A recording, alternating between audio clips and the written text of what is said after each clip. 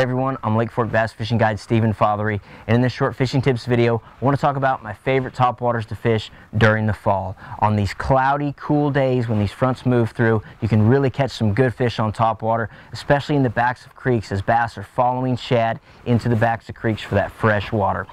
The first bait I want to tell you about is a popper. And this bait is very easy to fish. I like to throw this bait in stained water. I like to throw it around grass and boat docks, and I'll pop it once or twice and then just let it sit. Let it sit motionless for 5-10 seconds. Normally that's where you're going to get your bites. The second lure I want to tell you about is a walking style bait. These are excellent baits if you're fishing in clear water or if you're fishing around schooling fish. It's very easy to fish. I like to steadily walk this bait by pointing my rod tip down towards the water and popping that slack in my line to get this bait moving side to side.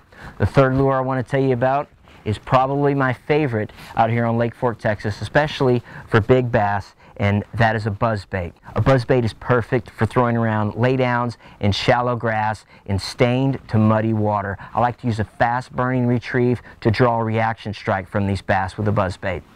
The next bait I want to tell you about is a hollow-bodied frog. Hollow-bodied frog is my favorite lure whenever you're around stained to clear water and you have very heavy cover. If you have dense grass and pads, this is a great lure to use. In open water, I'll fish it with a very fast retrieve, and whenever I'm around dense cover, I'm going to work it nice and slow with some really subtle twitches. The next topwater I want to tell you about is a soft plastic swimming worm, and this is another really good bait. It's a great substitute for the buzzbait, and I like to throw this around heavy cover, heavy reeds, grass, and pads. I like to use a fast stop and go retrieve so this tail is kicking on the surface. When you fish this swimming worm, I recommend using a Trocar TK125.